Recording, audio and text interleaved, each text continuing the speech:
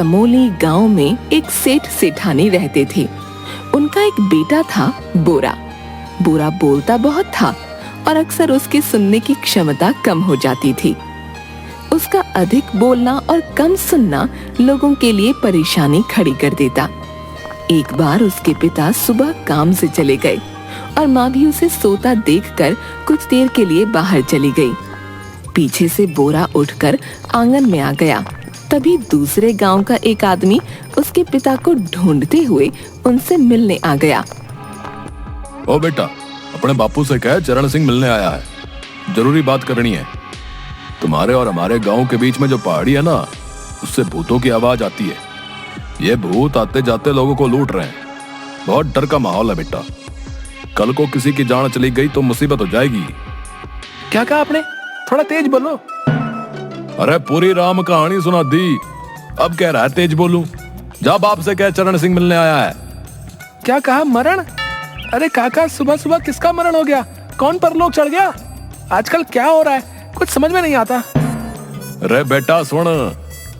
काका सुनो तो, आपको पता है वो सामने वाली बुढ़ी काकी है ना, सब उसे बुढ़िया बुढ़िया कहते हैं, पर मैं नहीं बोलता, बहुत आदर करता हूँ बड़े बुजुर्गों का।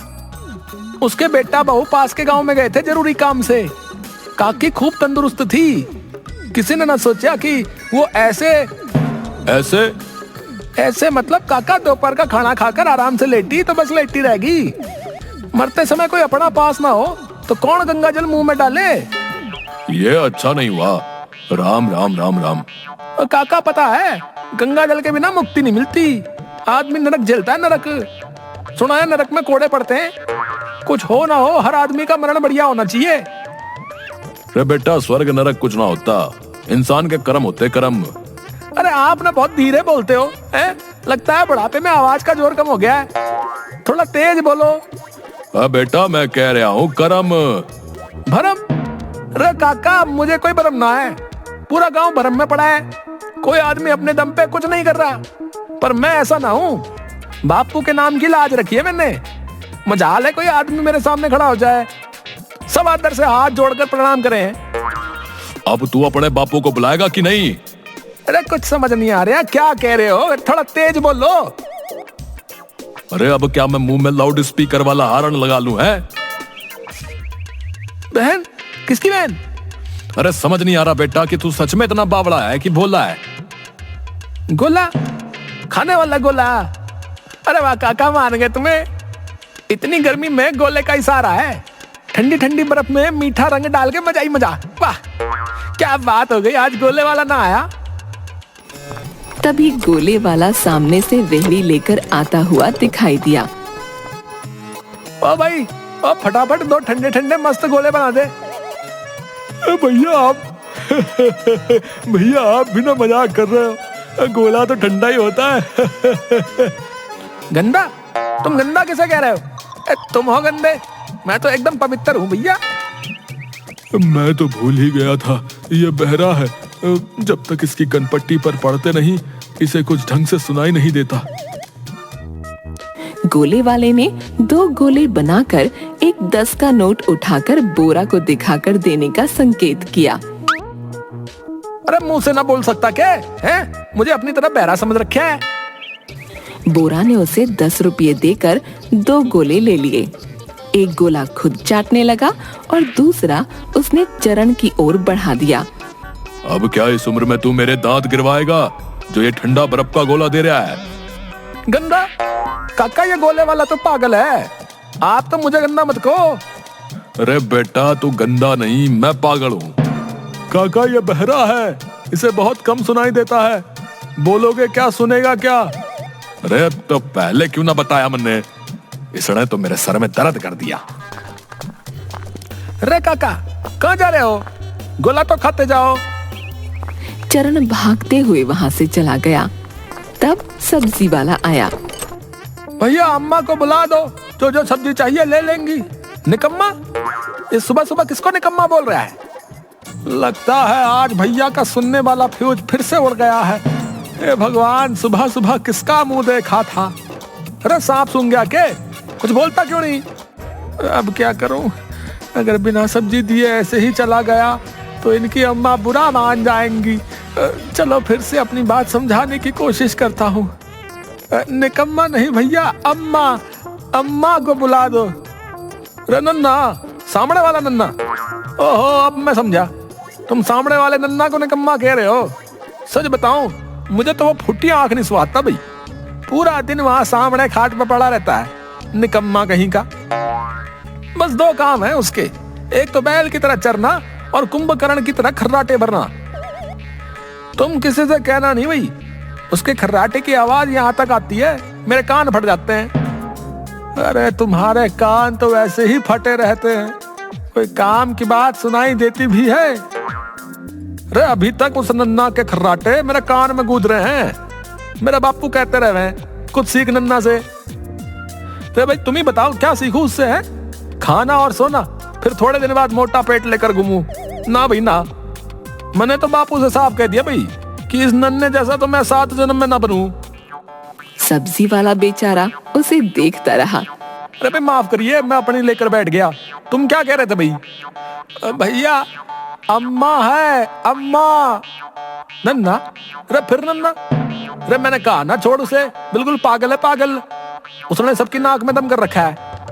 मैं समझता हूँ तुम्हारी परेशानी। देखो अभी पूरा दिन पड़ा है, मिट्टी डालो जो हुआ उस पे। मैं कहता हूँ तुम तो बस अपने काम पे ध्यान दो। तभी नन्ना की माँ बाहर आकर पौधों को पानी देने लगी।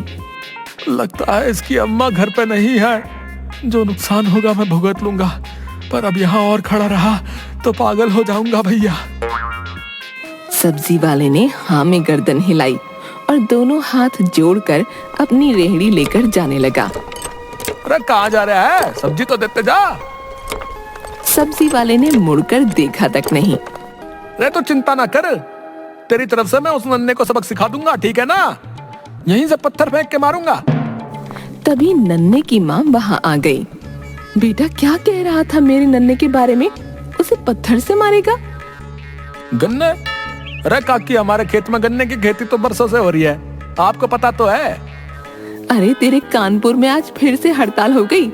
इसका मतलब जब तक तू ठीक नहीं होगा सबके बारे में उल्टा सीधा बोलेगा। अरे क्या बड़बड़ा रही हो काकी, थोड़ा तेज बोलो। और हाँ, हमारी खेती को नजर मत लगाना, बता रहा हूँ। गन्ने चाहिए तो बता देना, मैं बेच दूंगा। कि तेरी अम्मा भी ना, जब उसका हमें तंग करने का मन होता है तो तेरा सुनने का फ्यूज उड़ा देती है। और कर लो अब तेरा सामना। बोरा उसे घूरने लगा। अरे काकी तेज बोल। तभी बोरा की माँ सरला आ गई। अरे सरला, आ गई तू? जब तुझे पता है कि तेरा लाल बोल बोल कर सबको पागल कर देता है तो इसे ठीक करके क्यों नहीं गई? अब इसे तो मैं सोता छोड़ गई थी दीदी, इसके बापू बाहर गए हुए हैं और मैं तो बस आ ही रही थी। तू बाहर क्यों आया? तुम्हारे आने तक तो इसने आधी दुनिया को पागल कर दिया। हिम्मत देखो इसकी, सब्जी वाले से मेरे नन्ना को पत्थर से मारने की बात कर रहा था।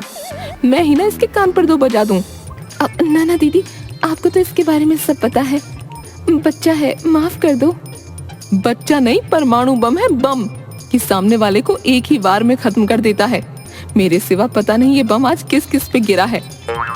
नहीं नहीं दीदी, बुरा ना मानो, आपको तो पता है ना इसके कानों का। सोकर उठने के बाद जब तक कानों पर जोर का झटका नहीं पड़ता इसको कम सुनाई देता है। कम नहीं, पता नहीं क्या क्या सुनाई देता है इसको। दीदी आप रुको।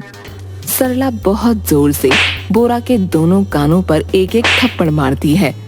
वो झटका खाकर लड़खड़ा जाता है। अरे माँ, तुम सुबह सुबह क्यों मार रही हो मुन्ने? मार नहीं रही, तेरा इलाज कर रही हूँ। अरे ये कौन सा इलाज है जो तुम रोज मुझे थप्पड़ मारती हो?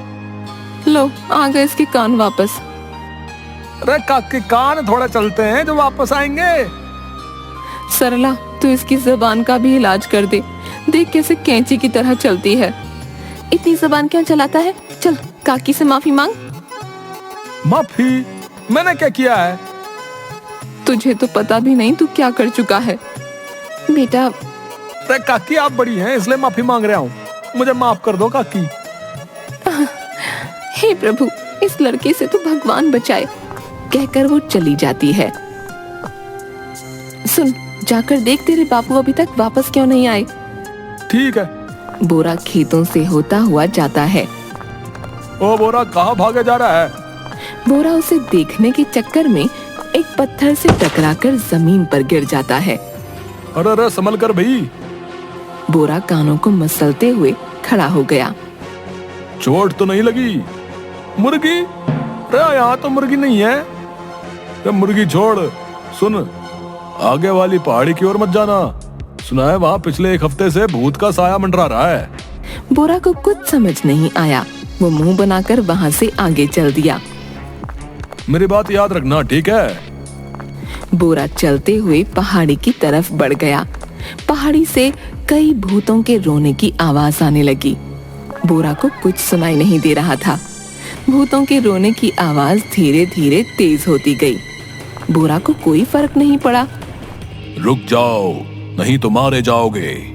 तुम्हारे पास जो भी रुपए पैसे कीमती सामान है यही निकाल कर रख दो, नहीं तो हम तुम्हें मार कर आपस में बांट कर खा जाएंगे। फिर से भूतों के रोने की आवाज आने लगी, पर बोरा को कुछ सुनाई नहीं दिया। ये कैसा आदमी है, डरता ही नहीं। स्पीकर की आवाज फुल है, पर ये तो, अगर ये यहाँ से बिना डरे चला गया तो मेरा चलता हुआ धंधा चौपट हो जाएगा। इसे अपना असली रूप दिखाना पड़ेगा। रुक बे, तुझे अभी बताता हूँ। बदमाश ने आगे जाकर बोरा का रास्ता रोका। क्यों रे, ज्यादा हीरो बन रहा है, हैं? भूत से डर नहीं लगता? चल चल जल्दी जल्दी सब निकाल। अरे हल्दी की दुकान यहीं से आगे जाकर सीधे हाथ पर है। हल्दी? अबे जल्दी जल्दी माल निकाल, नहीं तो तुझे हल्दी बना दूंगा। अरे चिल्ला क्यों रहा है? काना हल्दी की दुकान आगे है। अबे बहरे सुनाई नहीं देता? उसने बोरा के कान पर 4 थप्पड़ लगा दिए और बोरा सुनने लगा। अरे मारा क्यों तूने? तू भूत से नहीं डरता, मार से नहीं डरता। चल निकाल जो भी है तेरे पास। अरे मेरे पास कुछ ना है। अबे तुझे तो सब सुनाई दे रहा है, इतनी देर से पागल बना रहा था। कहकर वो बोरा को मारने बढ़ा, पर उसने उसे धक्का देकर गिरा दिया। तभी आदमी कुछ गांव वालों को लेकर वहां आ गया। सबने उसे मिलकर मारा। अरे चल बता सबको अपने भूत वाले खेत के बारे में। बदमाश ने रोते हुए बता दिया। अब हम लोग ही इस रास्ते पर भूत बनकर लोगों को लूटा करते थे। अरे बोरा, अगर आज तुमने हिम्मत ना दिखाई होती तो हमें कभी सच्चाई का पता न चलता और ये हमें ऐसे ही लूटता रहता। हाँ भाई बोरा, तुमने पूरे गांव को इससे बचाया है। फिर सब उस बदमाश को पकड़कर पुलिस स्टेशन ले गए। संभालो दरोगा जी, इस इंसानी भूत को, अब इसे स्वर्ग के दर्शन कराओ। आप सब चिंता मत करो, इसे तबीयत से ठीक करेंगे। चलो भाई। और इस तरह बोरा की बुराई उसके लिए फायदेमंद साबित हुई और सारे गांव वालों की नजर में बोरा हीरो बन गया।